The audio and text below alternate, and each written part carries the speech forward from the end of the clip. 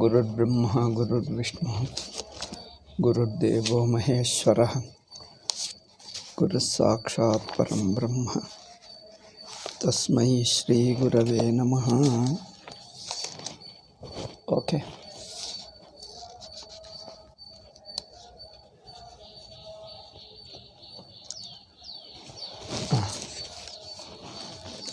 After a long time, we are discussing Gita.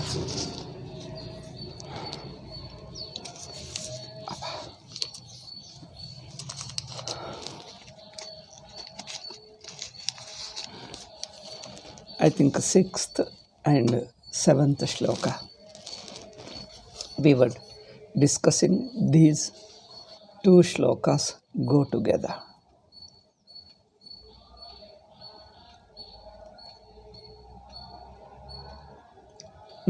Seven and 8, sorry.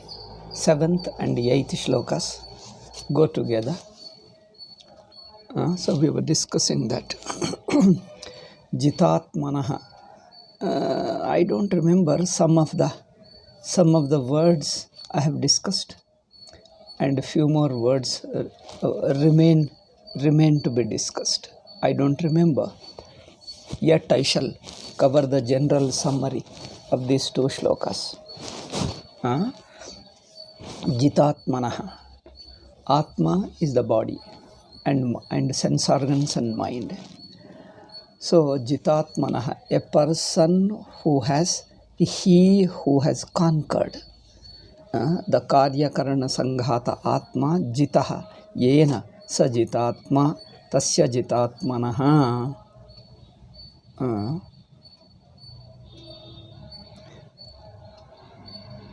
Here the body and mind. He has a control over the body of mind. Here this is Nididhyasana stage. The control of sense organs and mind, which is discussed in Vedanta, is of different levels. In the beginning, before you do Shravana or while doing Shravana, whatever, the self-control that is required is of different type. The self-control is today Sunday. Just a minute, let me check. Today is Sunday, okay. So,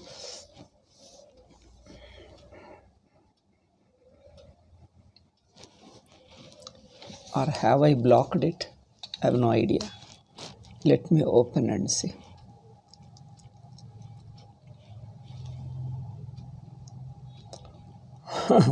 Sometimes it remains blocked.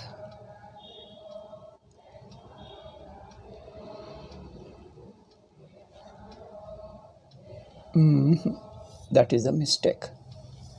I don't know why it is getting blocked again and again. I think it is public now. Is it public now? It was. Why it is getting? Automatically it is becoming private. The talk is meant for everybody and it becomes private. I don't know. Anyway.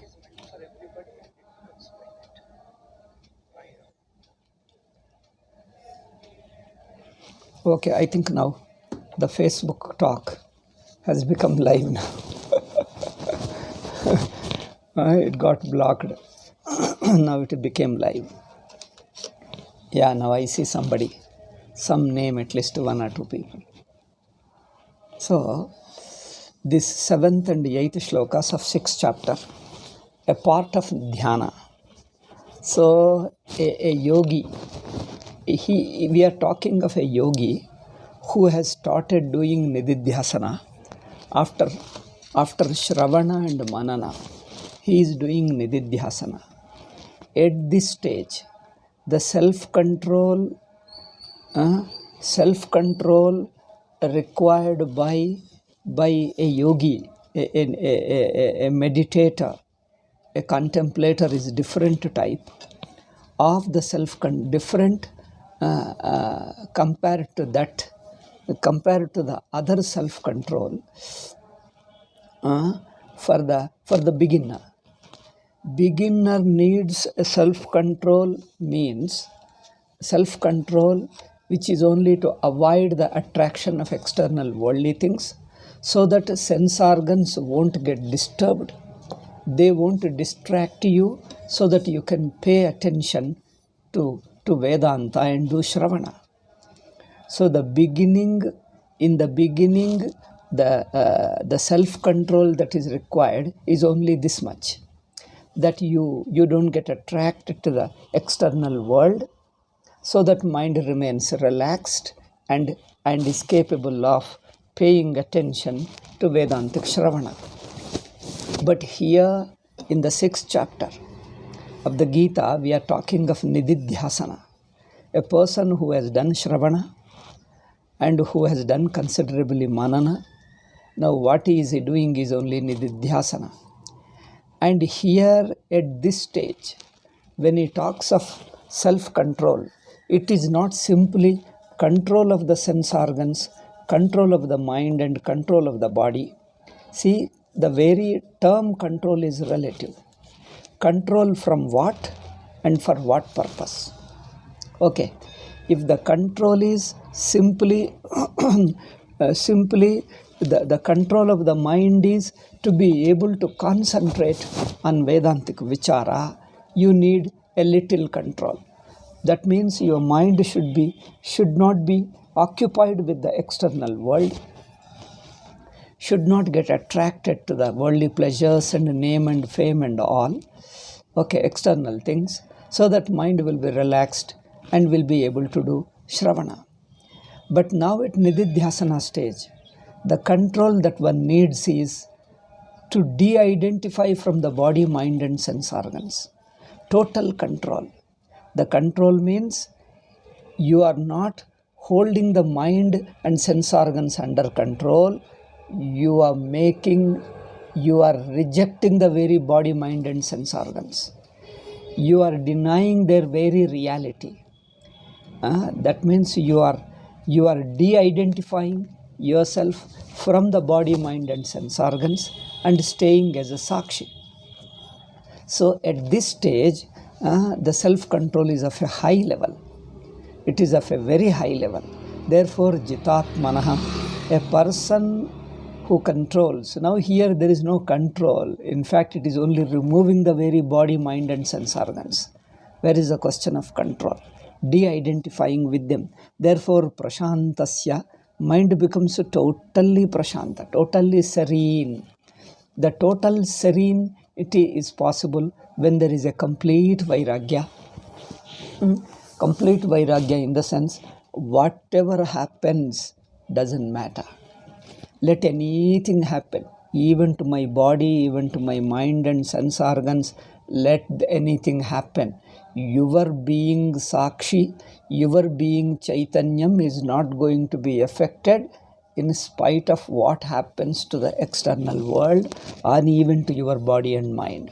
So Prashanta, the earlier Prashanta was different, but now Prashanta is of much deeper level. Okay, earlier Prashantasya, Jitatmana Prashantasya, earlier Prashanta means simply mind should be attentive. Here, mind should be ready to lose itself. ಮನಸ್ಸು ಮನಸ್ಸಾಗಿರಬಾರದು, ಮನಸ್ಸಾಗಿರುವುದೇ ಬಿಟ್ಟು ಬಿಡಬೇಕು. ಅಂದರೆ ಮನಸ್ಸು ನಾನು ಎಂಬ ಅಭಿಮಾನವಿರುವವರೆಗೂ ಮನಸ್ಸಿರುತ್ತದೆ. ಆ ಅಧ್ಯಾಸವನ್ನೇ ತೆಗೆದು ಸಾಕ್ಷಿಯಾಗಿ ನೋಡಿದ್ದರೆ ಮನಸ್ಸೆಂಬುದೇ ಇರುವುದಿಲ್ಲ. So when you de-identify from the mind and stay as a Sakshi, the very mind has no existence. That means Pramatru Prameya relationship, all these things are rejected. Rejected as a false. It is like waking up from the dream. Just as we wake up from the dream, you are not refining the mind of the dream. You are not preparing the mind. You are not refining the mind. You are only debunking the mind. That means you cease to be a dreamer. You cease to be a dreamer within the dream world. You wake up from it, and the whole dream world has no existence for you. Okay. So Prashanta, when we say the Shama is the quality that is stated at the level of Shravana. In the beginning, Shama, Dama, Uparate, Titiksha, these qualities are advised. A person, student is advised to have this quality. Shama means mind should be peaceful. Peaceful in the sense it should be sattvic mode.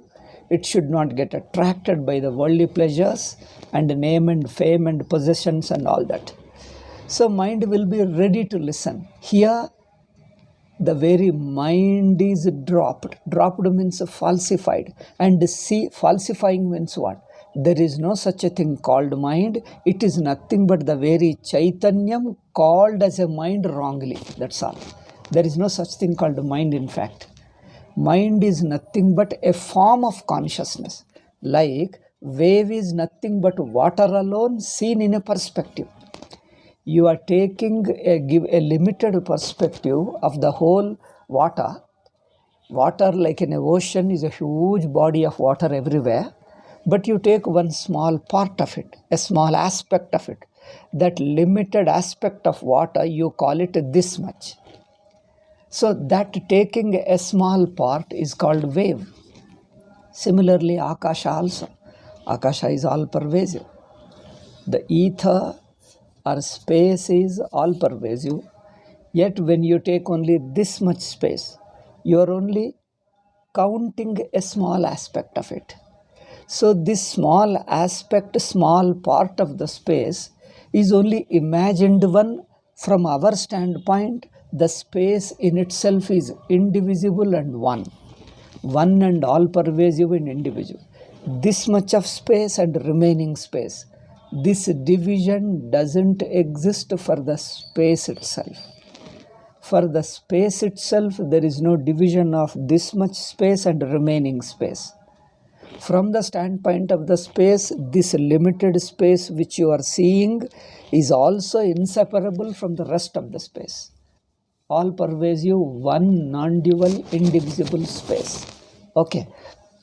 Similarly, the mind is only one small aspect of the whole infinite consciousness. So what you call mind is only one aspect of the infinite consciousness. Therefore, the mind itself doesn't exist apart from the consciousness, which is infinite and all pervasive. So the whole world is nothing but a state. State means waking state, dream state. And the state is nothing but a wave of the Sakshi. Okay? First, reduce the whole world into waking state. Reduce the whole world into waking state. And reduce the state into Turiyam, the consciousness. The same consciousness is seen as a state. State is nothing but a waking state and dream state are waves of Turiya. Turiya is infinite, indivisible, limitless consciousness. Okay. Indivisible in the sense no subject-object duality. It is a just pure, full consciousness. In that, when you see a division of subject-object, then you see the world. This and the remaining. When you see a shape, with shape is only in a limited one. Limitless is not a shape. Infinite consciousness is not a shape. Shape, question of shape comes only when you divide into subject.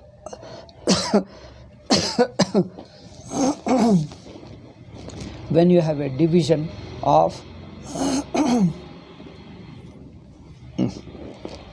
just a minute.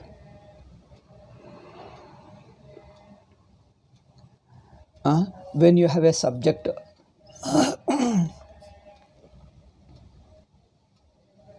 when you have a subject and object division, that means a perceptibility, thought imaginability, a thought thinkability. something you can think of. Anything you can think of, you can imagine is a shape. Thought is a shape. What is thought? Thought is a shape of consciousness. Thought means something you can think of. Think of means a limitation. What can you think of? Something, a given thing. That is thought. But when you can't think, that means when you can't have a certain idea, a certain limitation, certain shape, shapeless consciousness. That means no subject-object division. It is just consciousness without any assigning any shape to it.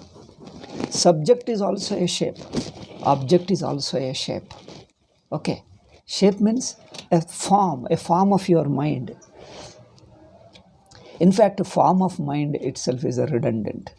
The form itself is mind. A shape is mind. Without shape is consciousness. That's all. What is mind? A shape of consciousness is mind. Without shape, that means without any limitation, is consciousness. The shape is, subject is also a shape, object is also a shape.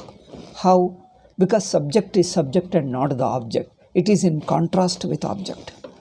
Object is an object and not the subject. So that means you can specify it as a something. That specification is a shape. That specification is a limitation, is a shape. Unspecified.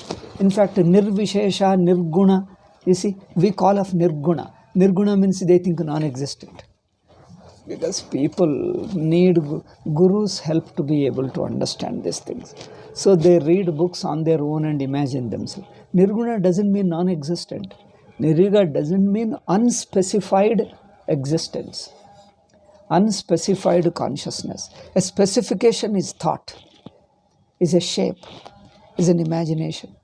Unspecified, come on, I'll tell you, unspecified, imagine. Unspecified, if you imagine, that becomes a specification, okay? If you imagine a shape, okay? See, a specification is a shape, is a form. A specification is name, as nama rupa. A specification is a name, specification is a form. That's what is waking state, dream state, world, and me and you and all this world. So, in pure consciousness or in deep sleep, what happens? All specifications dissolve. Neither there is the minimum barest specification is subject-object. Within the subject-object, when there is a further division, then you find time, space, world and all. Okay, all other details are reduced to one bare specification of subject-object.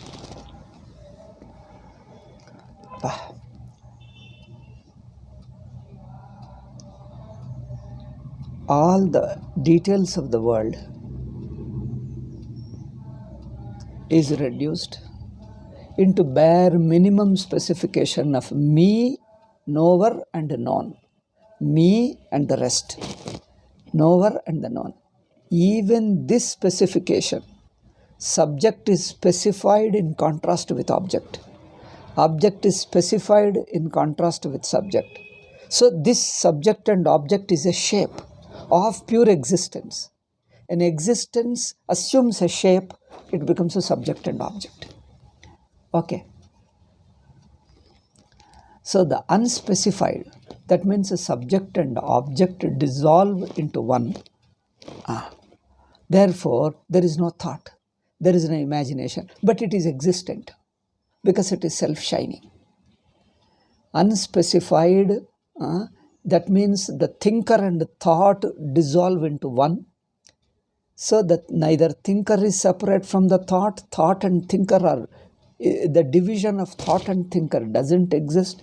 It becomes one consciousness, one shining, infinite shining, self-shining. Okay, self-effulgence.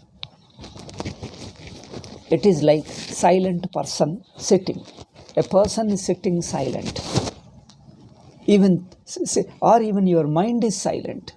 Just as your speech is, voice is silent, Similarly, mind is silent. See, when your voice is silent, you don't become non-existent. You are awareful. When you are not speaking anything, you are awareful. When you are not thinking anything, you are awareful. In the awareness, there is no thought. That means there is no shape. There is a pure consciousness without assuming any shape of this and that. See, the pronoun, the idea of this is a shape. Idea of that is a shape. So, no shape. Neither this nor that.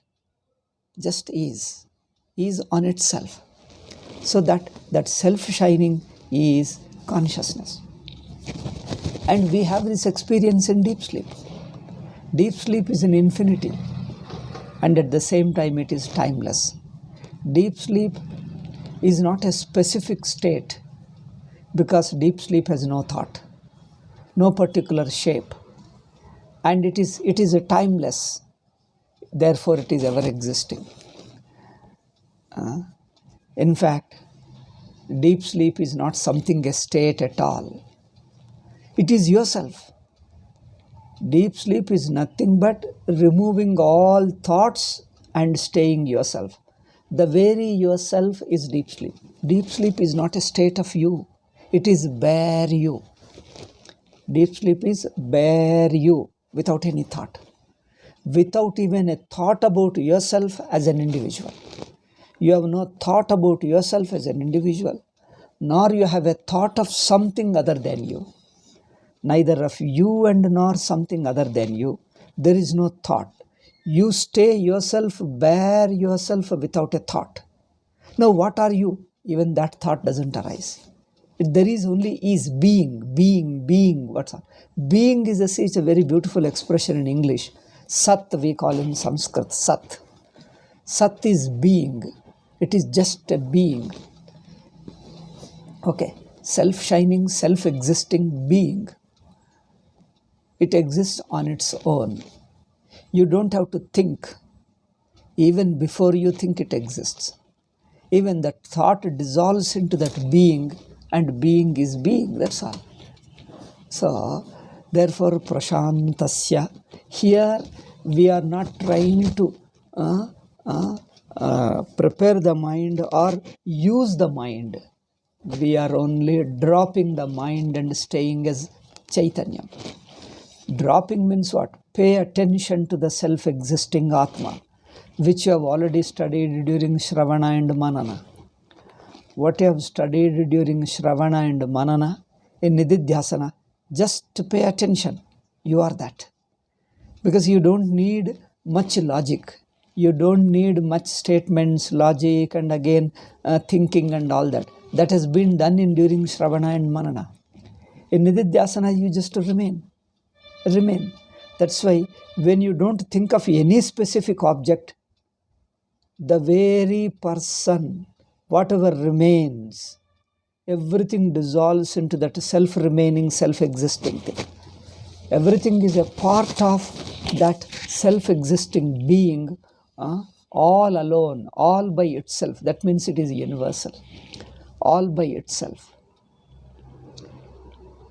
So that means you come to understand all thoughts, all states, all experiences, they all merge into one.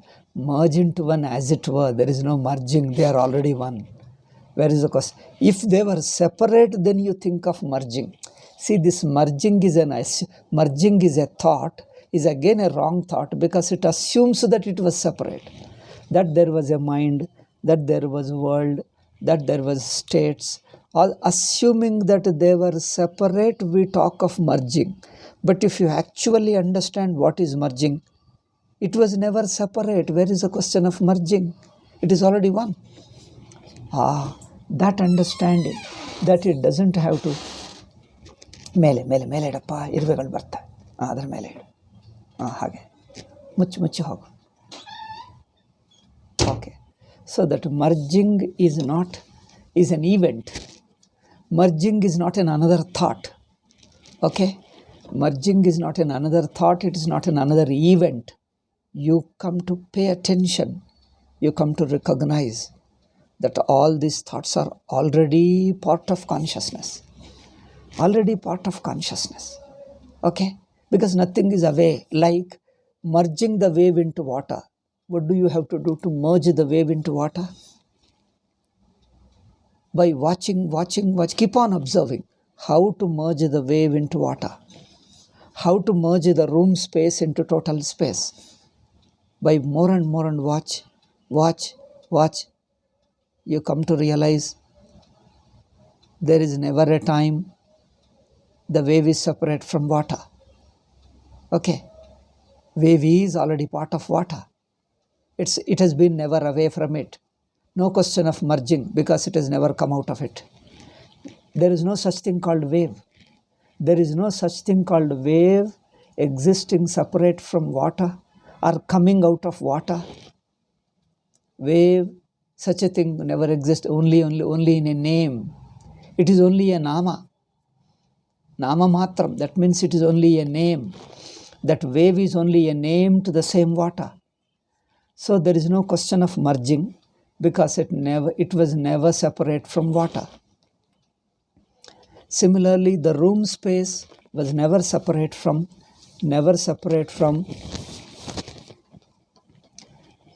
the space, because space is already there.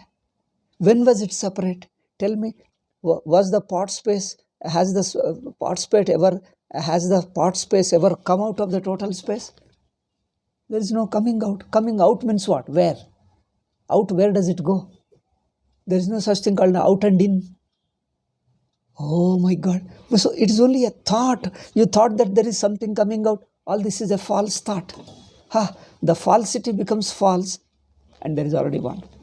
Similarly, whole entire world is reduced into a state. Waking state or a dream state, whatever it is. And then the state, you understand, is inseparable from the sakshi, the witnessing consciousness. The entire waking state, including you as an individual, is inseparable from the very consciousness, sakshi. So, like waking state, is waking state separate from deep sleep? What is deep sleep? First you see, it is infinite. Can waking state exist outside the infinity? Deep sleep is infinite. Then what exists outside infinity? Tell me. Outside infinity, there is no such thing at all. You can't think of it. Such thing doesn't exist. That's what we say. That's what Shastra says. The waking state is part of already deep sleep, because deep sleep is infinite. Infinity is not thought out. It is not a thought you think of. Therefore, deep sleep is not a state. It is yourself. The bare you, all alone you, infinite you, my existence, that's all. Now, my existence, I don't think of it. Because to think, you have to be an individual and there is a thought, a thinker and a thought. The thinker and thought both are just part of, are already merged into one infinite consciousness. Therefore, the entire waking state is already merged. So the prashanta is in this sense. Prashanta means there is no duality of subject and object. That is prashanta. There is no duality of subject and object. Therefore, jitatmanaha, a person who, while doing his nididhyasana, Vedantic meditation, he de-identifies from the body and mind. That means his idea of body is removed. How? By standing as a sakshi, his idea of body is idea of shape, idea of individuality. Idea of body is only idea of individuality. Self-image, if you have a self-image, then you have an idea of body. In deep sleep, you have no self-image. The baby, 1 or 2 years old baby, has no self-image. How do you know the baby doesn't have a self-image? When I say baby doesn't have a self-image, baby doesn't have an idea of individuality, how do you know? You go back to your own childhood. Now you recall your childhood. Go back. Whatever is your age, go back. Try to recall your earliest childhood. Blank. Why? Because there was no individuality. It is blank. That means you alone was there, just like in deep sleep. Even now you can see your childhood right now. Childhood is your Atma. The babyhood is nothing but your consciousness. You alone are like in deep sleep. Even now you are that. Even now we are all that. We are that deep sleep. We are that baby, 2 years old baby, where there is no self-identity, self-image. As you grow up, an individuality forms, a self-image forms. But before that, there was no self-image. There is no individuality. It just is. And you can't say anything more than that it is. That's all. Anything you say, you form an image about it. So it is that existence is the being is the only thing, and anything else you add to it, it becomes an imagination. It just is, that's all. So therefore, when you go back to your childhood becomes blank. You exist without any thought of yourself. That is called childhood. What is childhood? Try to go back. You exist without a thought. All the thoughts drop. No self-image about you. You alone remain. That's what is childhood, isn't it? We talk of deep sleep, but think of, regarding deep sleep, there are a lot of controversy. People keep on imagining. Okay, let us set aside deep sleep for a while and then think of your childhood. Imagine. You existing without thought is your childhood. Tell me, is there anything else? You exist all alone without any thought. Thought of others, thought of you. Neither you have a thought of you nor a thought of others. No thought. There is a pure existence, a pure consciousness. Childhood doesn't mean don't imagine another baby. Because human mind is very clever and very foolish also sometimes. See, don't imagine other. Childhood doesn't mean don't imagine other babyhood.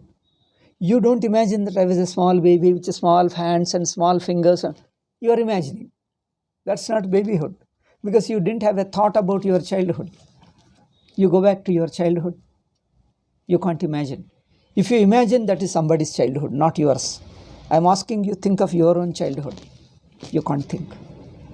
Your childhood, your mother knows, but not you. Mother also doesn't know her own childhood. Nobody knows. Because in childhood, you have no thought, you have no self-image. You alone existed. So a being, a consciousness without any self-image is you. If you have an image, then you are imagining about others. You are imagining other babies and imagining that similar babyhood I was. You are imagining similarity of others' baby's shape you are imagining on yourself. The innocent baby playing here and there and crawling in there, that baby you are imagining upon yourself. No, I say that is not the thing. That is not your own experience. I am asking you to recall your own experience.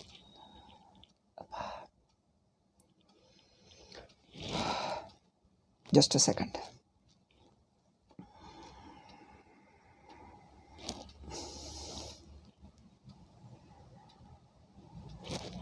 Okay. So, it's just a bare existence without any imagination about you. It just is. So similarly, prashantasya, you de-identify with the body, that is jitatmanaha. De-identify means you drop all your images, self-images. Then de-identify with the sense organ means the perception. You drop your perception. De-identify with mind. That means you know the subjecthood.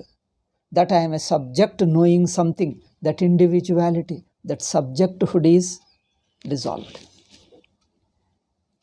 You have no location also. Sometimes you have no body, but you have a location. I am here. The thought of here means a location in space. I am here. That's a location in space. Okay? Location in time, now. The idea of now, the idea of here is only location of time, location in time and location in space. But the pure existence, pure consciousness doesn't have a location. See, locationless consciousness. Here, there is no thought of here, but there is existence. There is no thought of now, but there is only existence. So you become free from time and space. You become free from a subjecthood. Free from self-image is free from body. Free from time and space, that means free from mind. Then free from your individuality. That means free from subjecthood.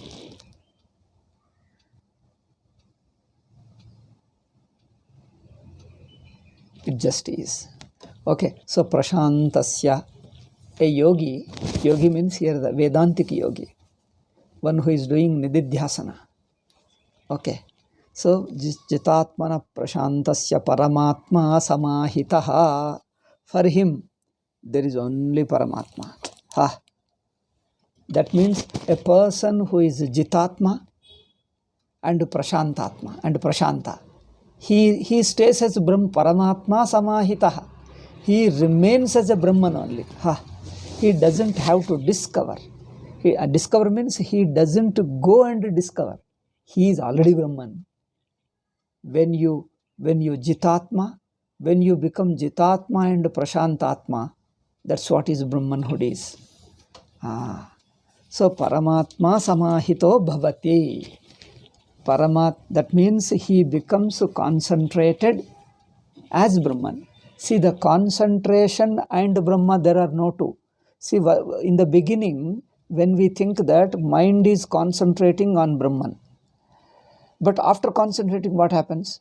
The mind which is concentrating understands that itself is Brahman, it is not separate from Brahman. Now there is no mind and there is no mind which is concentrating, and mind is not separate from Brahman on which it concentrates. Okay, mind is trying to concentrate and Brahman is what is concentrated. This division doesn't exist. Then it is only one, Paramatma Samahitaha. Okay, so Shitoshna Sukha Dukkeshu Tatha Mana Apamanayoh. Next point. Externally, now we are looking from the external standpoint. Sitoshna Sukha Dukkha, that means through your sense organs and mind. Through sense organs there are Shita Ushna, sensations at the level of sense organs, emotions at the level of the mind. Sitoshna is at the level of sense organs, sensations at the level of sense organs, Sukha Dukkha experiences at the level of mind. That means in all the various experiences of sense organs and mind, what happened? Then Mana Apamana is at the intellect.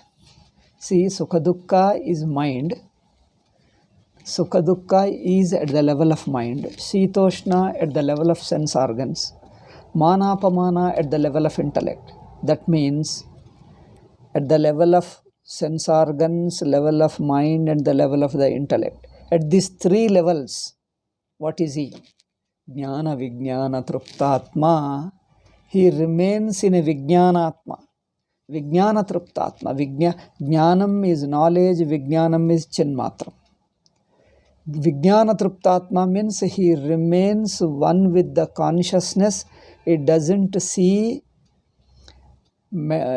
sense experiences, mental experiences, intellectual experiences as separate from consciousness. Jnana Vijnana Truptatma Kutasthaha. Kutasthaha means he is a changeless consciousness. Okay. Changeless is again we are imagining. Changeless means he is free from all changes, free from all movements, free from all relationships, comparisons and contrasts. There is nothing to compare and contrast with. There is nothing to compare and contrast with. Okay, that means there is only one uniform, through and through there is only just one infinite. Kutastha Vijitendriyaha.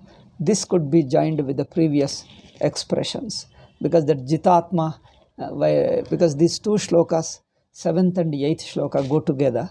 So Jitatma should be combined. We have already discussed there. Control of sense organs and mind. Now in this shloka he is telling Jitendriya. Earlier he told Jitatma. These two combined we took as one meaning. Okay, now Yukta ityuchyate. Such a person who sees as a consciousness alone and consciousness, because there is no moving from consciousness to something else. When you move, what will happen? Do you move out of yourself? Where will you move? Where will you go? Can space, by shaking, so imagine that the space is shaking. By shaking it, what will it become? Will it become something other than space? Other than space? There is no such thing called other than space. Consciousness moves to become what? There is nothing other than consciousness. It remains consciousness. Therefore, kutastha, immovable, changeless. It's just a consciousness. Such a person, yukta ityuchyate, he is called a yogi. Yukta means what? Siddha yogi. Yuj dhatu means concentrating the mind, meditating. Yoga means meditation. Okay, paying attention in one place. Or all the mind's attention remains in one and becoming absorbed in it. That is called yoga. So yoga has got two stages. One is a practicing yogi, another is a perfect yogi. Practicing yogi is sadhaka yogi. Perfect yogi is siddha yogi. The same thing in Sanskrit we call yunjana yogi and yukta yogi. Sanskrit, if you know a little Vyakarana, yunjana is a present participle of Sanskrit. Yuj dhatus yunjana atava yunjan. Because yuj dhatu is both parasmaipadi and atmanepadi. Yunjana, yunjan, both you can say. But yukta is one. Whether parasmaipadi, atmanepadi, it means yukta. If you know grammar, otherwise leave it, doesn't matter. I explain the idea. Grammar is not important, idea is important. So yunjana, one who is practicing concentration, trying to merge into consciousness, trying to discover that the mind and the sadhaka is already part of consciousness, never separate from it. Okay, is a yunjana. Yukta is one. He already says there is nothing apart from me. There is no mind apart from Brahma. What is mind? There was no mind at all. Neither it existed before nor it exists now. What I called mind before by misunderstanding, I understand now is already Brahman. There is nothing other than consciousness. Therefore, yukta ityuchyate yogi. That yogi is called a yukta yogi. Yukta yogi means a siddha yogi. When the mind, the purpose of meditation is to understand that the very meditation is already Brahma. You meditate and try to understand that there was no meditation other than Brahma. All that so-called meditation is nothing but Brahma only. So there was no meditator and the meditation, they all are only another name for same Brahma. Meditation is another name for Brahma. Meditator is another name from Brahma. World means another name from... That means it doesn't see any shape, any thought apart from the consciousness. Like he doesn't see any wave as separate from water. Any wave is only water. Any wave you take it, what you call wave is just only a name. It doesn't exist apart from water. It's just nothing but, it is nothing but water alone. Similarly, any thought you think of it, any thought is only another name for consciousness. Therefore, it is nothing away from consciousness, outside consciousness. You have been consciousness, you are consciousness, you remain consciousness. So whatever the divisions are only kalpita from the external worldly standpoint, from others' standpoint, Whereas yourself, from your own standpoint, from your own anubhava drishti, you are just consciousness. For outsider, you may look different. You may look like another person, like another individual. All that from outsider's standpoint. But by yourself, you are just yourself. You are only one non-dual. Therefore, yukta ityuchyate yogi samaloshtasma kanchanaha. So, such a person who discovers, who intuits himself to be Brahman, how does he look to others? His external behavior to the external world, what is his value? He doesn't see any difference between loshta, kama, loshta, ashma, kanchana. Loshta is a piece of mud, a lump of mud, lump of earth. Ashma is a stone, kanchana is gold. It doesn't see any distinction between a lump of mud, lump of earth, or a piece of stone, or a kanchana gold. So people see the money is important thing, because money makes many things, people say in English, because you can buy anything with money. So when you see some valuable thing in life, in the world, like gold and other things, oh, you get attracted. You feel, something unusual happened, something special. When you look at the gold, hey, it's not like a stone, it's something special. So your heart moves, that you feel something special. That is called attraction. Okay. He feels attracted when he sees gold, something valuable. This is what a normal people are. But a person who discovers himself as the very Brahman, in his worldly life, he doesn't see the difference means psychologically, he doesn't give any extra value, subjective values. He doesn't give any extra value to gold. Gold is also another substance and another kind of a stone, because it is extracted from the Kolar golds only. In the Kolar mines, it is extracted. It is another form of stone only. So whether stone or earth means mud or stone or gold, they are all simple objects. That means he doesn't attach any subjective values to anything. All the things remain just one consciousness alone. Samaloshtasma kanchana. That requires a good vairagyam. That means a person should be free from subjective values we attach to things and people. When we look at certain things, this is mine, psychological value. When you see one house, this is my house, this is somebody's house. He doesn't distinguish.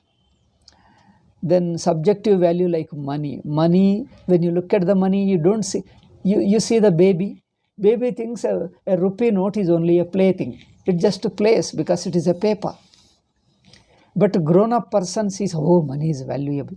He sees some psychologically, some subjective value attached to it. Here, Jnani becomes free from all subjective values to the world. Whole world looks the same, beautiful, same as Brahman.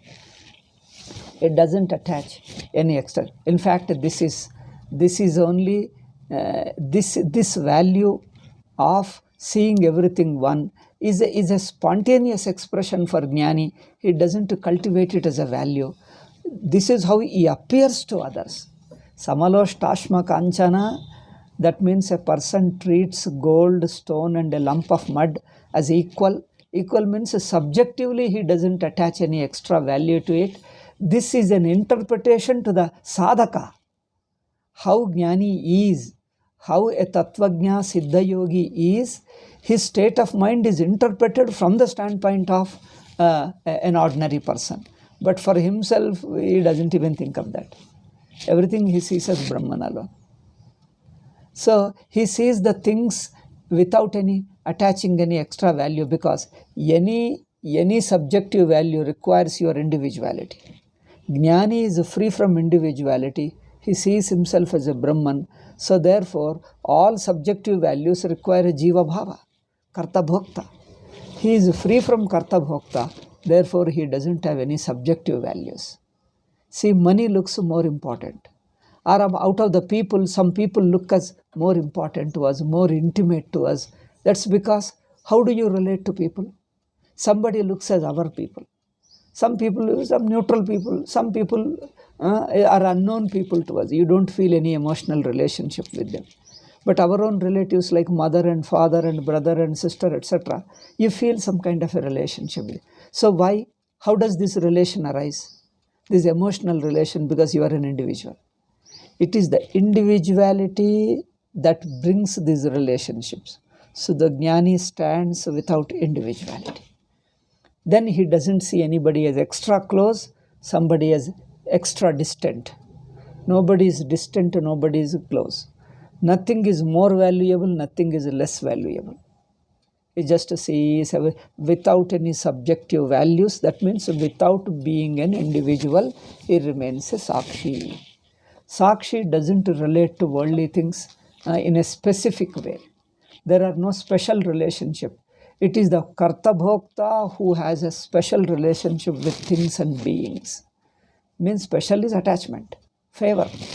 You favor something, you prefer something, you like something, you prefer something to others. He doesn't have preferences. He doesn't have extra likings. Why? Because these extra likings, preferences spring from individuality.